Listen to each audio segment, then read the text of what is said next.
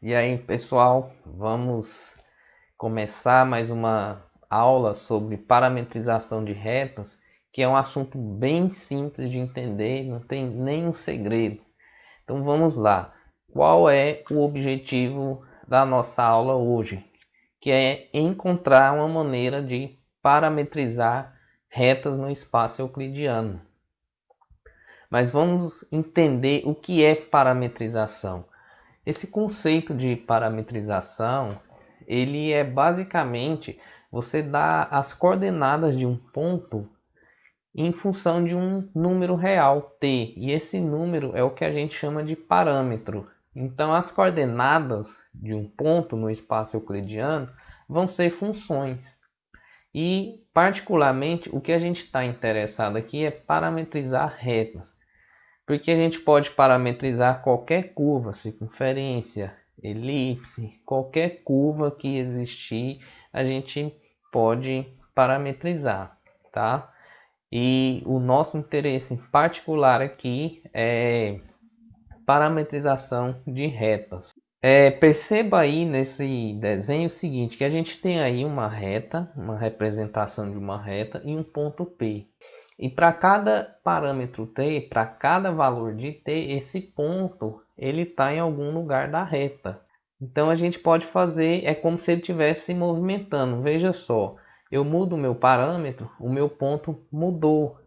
E assim eu vou mudando o parâmetro, o ponto, como se ele estivesse se deslocando ao longo da reta, ao longo que o tempo também muda, né? A gente poderia pensar nesse parâmetro como o tempo.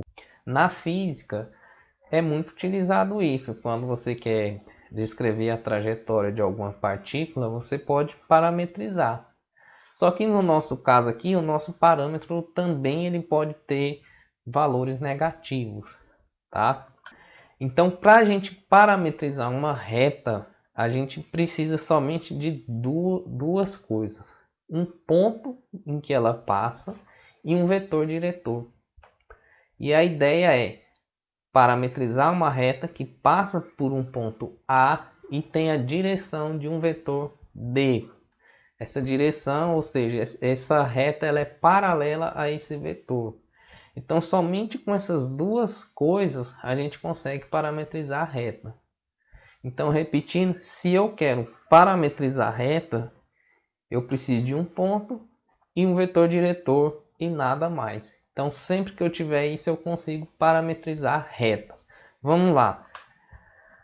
Por exemplo, se o meu ponto ele tem coordenadas x0, y0 e z0 e o meu vetor tem coordenada ABC, observa aqui na figura que qualquer ponto que eu escolher na reta, o vetor AP ele vai ser paralelo ao vetor V. E veja que eu disse qualquer ponto da reta. Se eu mudar esse ponto P, trocar ele de lugar, eu tenho a mesma coisa. Veja, o vetor AP ele continua sendo perpendicular ao vetor V. Não importa onde é que eu escolho esse ponto. Veja aí, eu escolhi outro ponto, o vetor AP continua sendo paralelo ao vetor V. Então, se eles são paralelos, qual é o conceito de paralelismo? Se eles são paralelos, qual é o conceito de vetores paralelos que a gente usa, né? É o conceito de que eles são múltiplos. Então, o vetor AP, ele é um múltiplo do vetor V. Então, a gente pode escrever essa expressão que a gente tem aqui, ó. Eu posso dizer que para cada P escolhido, vai existir um número real T, e quando eu multiplicar por V, eu tenho o vetor AP. Daí eu já formo a minha expressão. E a partir daqui eu já consigo tirar a minha parametrização. Vamos continuar aqui. Olha o que acontece. Estou escrevendo as coordenadas de AP, que são as coordenadas de P, menos as coordenadas de A. E o meu vetor V, como sendo ABC, se AP é igual a T vezes V, eu tenho essa expressão, que é a igualdade, né? Aqui eu tenho uma igualdade entre dois vetores. AP é igual a T vezes V. Nessa igualdade, então, eu tenho que cada coordenada, nessa igualdade, eu tenho que cada uma das coordenadas são iguais. E que eu estou dizendo que x menos x0 tem que ser igual a AT. Y menos y0 é igual a b vezes t. E z menos z0 é igual a c vezes t. Então eu tenho aí 3 equações. E a gente vai escrever elas agora. Olha só, as minhas 3 equações que eu tinha. Tenho aqui as minhas 3 equações. E o que eu faço agora, eu pego essas constantes x0, y0 e z0 em cada uma e passo para o outro lado. E eu obtenho exatamente essa expressão. E eu obtenho exatamente esse conjunto de equações, que são as equações paramétricas da reta. Então, qual é a conclusão?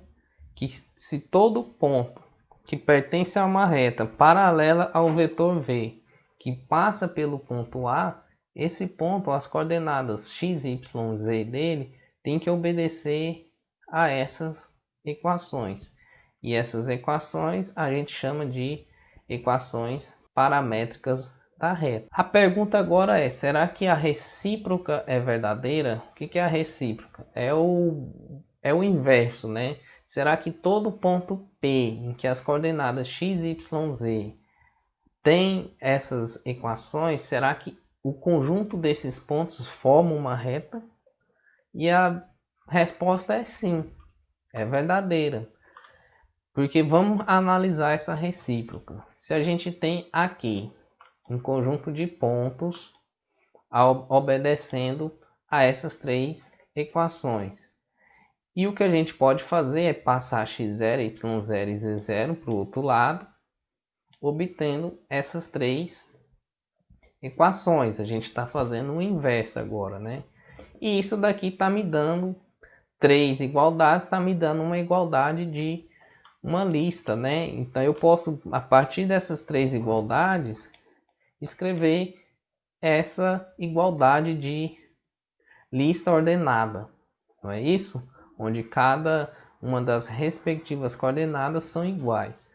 E eu posso dizer que o que está do lado esquerdo é um vetor AP e o que está do lado direito é o vetor T vezes V. Então, eu chego que AP é igual a T vezes V. E qual é a conclusão geral que a gente tem disso? Então, que todo ponto de uma reta, essa afirmação que está do lado esquerdo, implica no que está do lado direito.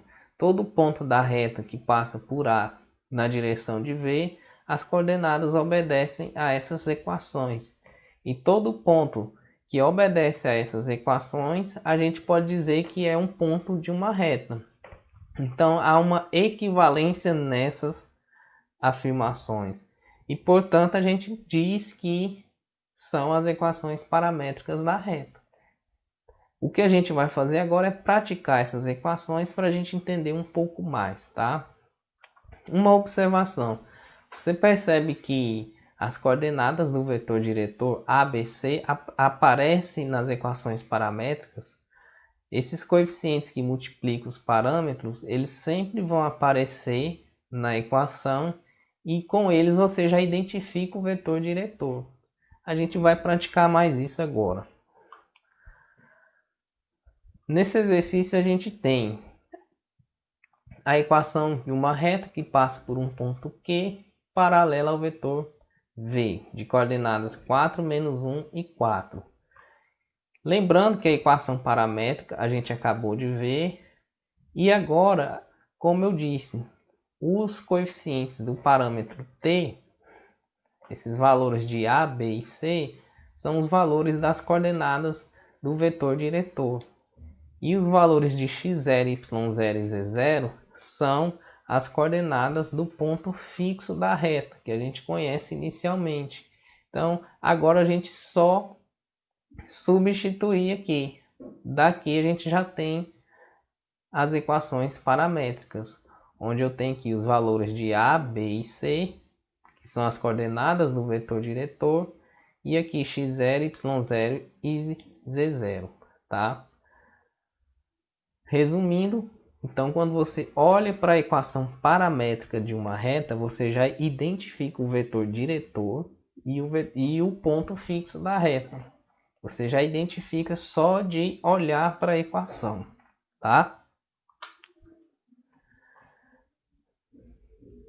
Veja só, nesse exercício, vamos analisar as equações paramétricas e descrever o vetor diretor de cada reta. Então, se eu olhar para a equação da reta R aqui, eu sei que o meu vetor diretor tem coordenada 1, menos 1 e 3. Na reta S, o vetor diretor ele tem coordenada menos 3, 3 e 9. Então agora eu posso escrever os vetores diretores de cada uma das retas. Veja que eu tenho o vetor D1 e o vetor D2, o vetor paralelo à reta S. Uma observação interessante é que os vetores diretores dessas retas são múltiplos. Olha que o vetor D1, se eu multiplicar por menos 3, eu vou ter o vetor D2. Então, os vetores diretores são paralelos. E eu posso dizer, então, que as duas retas já são paralelas, porque elas têm a mesma direção, elas têm o mesmo vetor diretor. E agora, se você analisar as duas retas R e S, elas passam pelo mesmo ponto, que é menos 1, 2 e 1. Menos 1, 2 e 1. Então, duas retas que têm a mesma direção e passam pelo mesmo ponto, então elas são iguais. Assim a gente já tem uma análise bem mais detalhada, né, das equações. E observe que são as mesmas retas. E a gente está tendo uma reta parametrizada de duas formas diferentes. E, na verdade, existe infinitas maneiras de parametrizar uma reta. Um exemplo disso é o exercício que a gente acabou de fazer, tá? Vamos fazer esse exercício que é para encontrar a parametrização de uma reta que passa pelos pontos A e B. Lembrando, se eu quero parametrização de reta, eu preciso de um ponto da reta e um vetor diretor, correto? Ponto da reta eu já tenho dois, eu tenho os pontos A e B. O que eu preciso é de um vetor diretor. Agora, se minha reta ela já passa pelos pontos A e B, eu posso escolher como vetor diretor o vetor AB ou o vetor BA. Daí eu já tenho um vetor diretor. Então a gente vai escolher como vetor diretor o vetor AB, tá? O vetor AB ele tem coordenada 3, menos 4 e menos 1. E se a gente escolhe o ponto A para escrever a equação paramétrica, a gente tem exatamente essas equações paramétricas da reta que passa por A e B. Vejam que os coeficientes de t são as coordenadas do vetor diretor e os valores fixos aqui, né, são as coordenadas do ponto em que a reta passa. E a gente escolheu o ponto A, a gente tem aqui menos 2, 3 e 1. Se eu tivesse escolhido o ponto B, eu trocaria aqui por 1, menos 1 e 0. Eu teria uma outra parametrização da mesma reta, tá? Esse último exercício que a gente vai fazer agora, ele mostra que quando a gente tem uma parametrização de uma reta, o vetor diretor, o módulo dele é exatamente a velocidade com que você se desloca pela reta. Então, isso vai ser mostrado com um exemplo particular, mas pode ser provado de uma forma mais geral. Então, olha só, considere uma partícula em uma trajetória retilínea em que a posição em relação ao tempo é dada por essa parametrização, ou seja, as coordenadas x e y da partícula são dadas em funções do tempo. Então prove que o módulo do vetor diretor da reta é a velocidade da partícula. Então vamos ver aqui uma interpretação geométrica. Temos aí na equação da reta, a gente já pode identificar o vetor diretor de coordenada 2 e 2.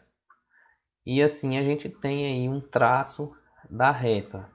A gente sabe que essa reta passa pelo ponto fixo 0 e 1.